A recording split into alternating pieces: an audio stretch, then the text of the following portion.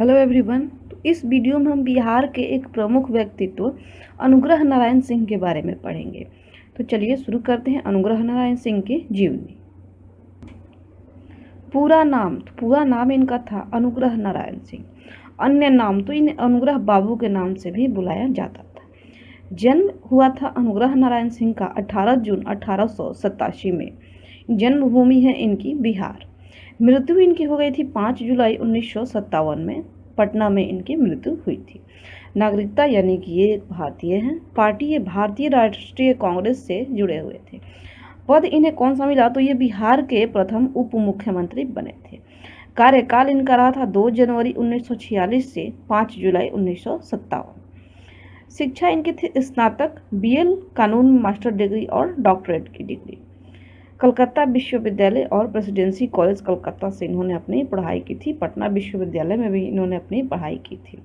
भाषा ये हिंदी और अंग्रेजी जानते थे। पुरस्कार या उपाधि तो इन्हें बिहार विभूति की उपाधि मिली हुई थी। भारत की स्वतंत्रता, अहिंसक आंदोलन और सत्याग्रह में इनका प्रमुख योगदान था। डॉक्टर अनुग्रह नारायण सिंह एक भारतीय राजनेता और बिहार के पहले उप मुख्यमंत्री सह वित्त मंत्री थे। अनुग्रह बाबू भारत के स्वतंत्रता सेनानी, शिक्षक तथा राजनीतिज्ञ रहे। उन्होंने महात्मा गांधी एवं डॉक्टर राजेंद्र प्रसाद के साथ चंपारण सत्याग्रह में महत्वपूर्ण भूमिका निभाई थी। वे आधुनिक बिहार के निर्माताओं में से एक थे। लोकप्रियता के कारण उन्हें बिहार विभूति के नाम से भी जाना जाता था। उनका सौम्य, स्निग्ध, शीतल, परोपकारी, अहंकारहीन और दर्पोदीप्त शख्सियत बिहार के उन जनगण मन पर अधिकार किए हुए था।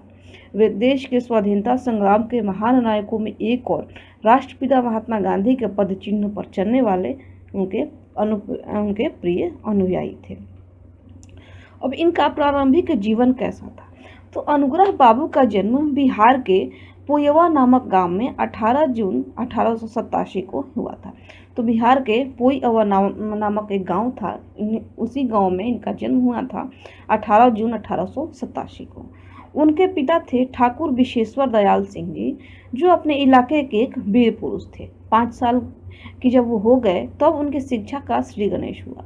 सन 1900 में औरंगाबाद मिडिल स्कूल, 1904 में गया जिला स्कूल और 1908 में पटना कॉलेज में प्रविष्ट हुए। जिस समय वे पटना कॉलेज में आए उस समय देश के शिक्षित व्यक्तियों के हृदय में स्वतंत्रता की वेदना का अनुभव होने लगा था। यानी कि जब ये कॉलेज लाइफ में आए थे, पटना कॉलेज में जब इनका एडमिशन हुआ, तो उस समय जो अंग्रेजों का शासन चल रहा था भारत के ऊपर, तो उसमें से कुछ जो शिक्षित व्यक्ति थे तो उनको ऐसा महसूस होने लगा कि हम लोग जो हैं वो स्वतंत्र नहीं हैं, और गुलामी की जंजीर में जकड़ी हुई मानवता का चित्कार अब उन्हें सुनाई पड़ने लगा था। वे जंजीर को तोड़ फेंकने के लिए व्याकुल होने लगे थे। सुरेंद्रनाथ बनर्जी तथा योगीराज अरविंद जैसी महान आत्माओं का प्रादुर्भाव हो चुका था। इन महान आत्माओं के कार्यकलापों तथा व्याख्यानों का समुचित प्रभाव जो है वो अनुग्रह बाबू के हृदय पर पड़ा। उनका हृदय भी भारत माता की सेवा के लिए तड़प उठा और वे उस पावन मार्ग पर अग्रसर हो गए।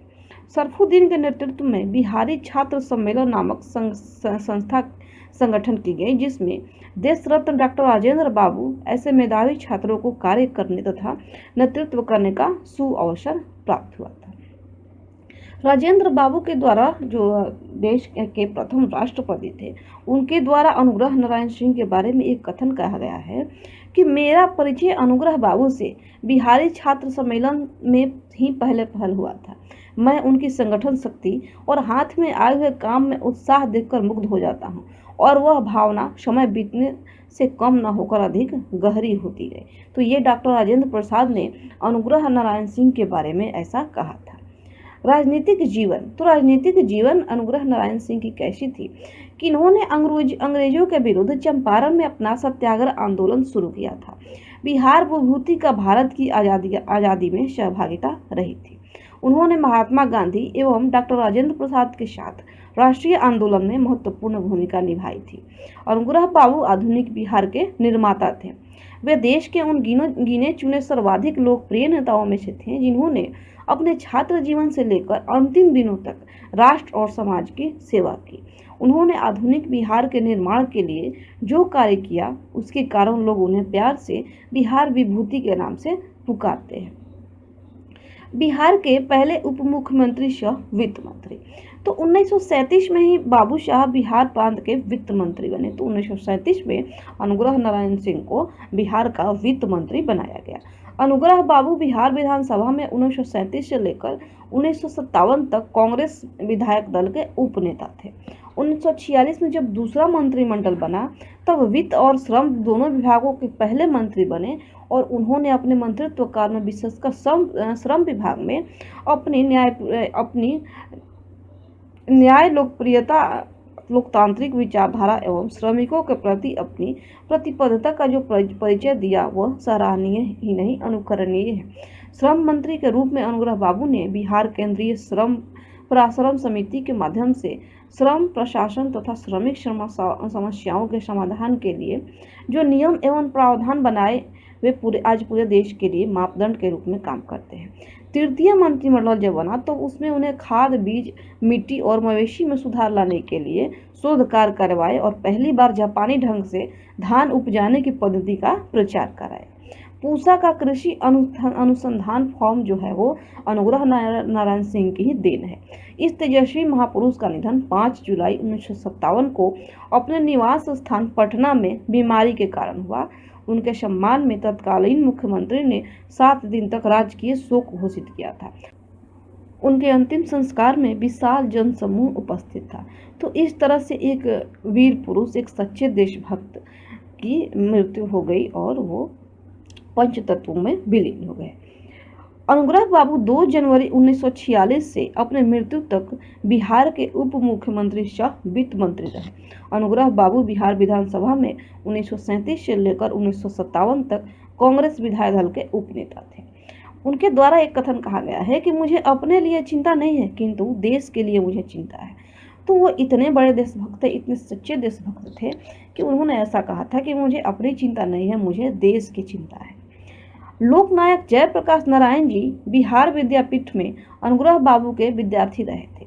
तो लोकनायक जो जयप्रकाश नारायण थे वो बिहार विद्यापीठ में अनुग्रह बाबू के विद्यार्थी थे और उनके साथ भावनात्मक रिश्ता बरकरार रखा। और इस कथन को याद करना जरूरी होगा जो उन्होंने अनुग्रह नारायण के न्यास अध्यक्ष के रूप में कहा था। तो जयप्रकाश नारायण के द्वारा अनुग्रह बाबू के लिए कुछ लाइंस कही गई हैं कि आधुनिक काल में बिहार में अनुग्रह बाबू वैसे बिरले ही महापुरुष हुए जिनके प्रति राज्य सदैव कृतज्ञ रहेगा और जिनका नाम और योगदान इतिहास में शाश्वत रूप से बरकरार रहेगा। ये राज्य भाग्यशाली रहा है जिसे अनुग्रह बाबू जैसा रत्न मिला। तो ये जो लाइन है वो जयप्रकाश नारायण द्वारा अनुग्रह बाबू के लिए कहा गया है। तो ये थी अनुग्रह बाबू से जुड़ी कुछ महत्वपूर्ण घटनाएं, कुछ महत्वपूर्ण बातें जो हमारे लिए एग्जाम्स की दृष्टि से महत्वपूर्ण है। तो वीडियो देखने के लिए आपका बहुत बहुत धन्यवाद।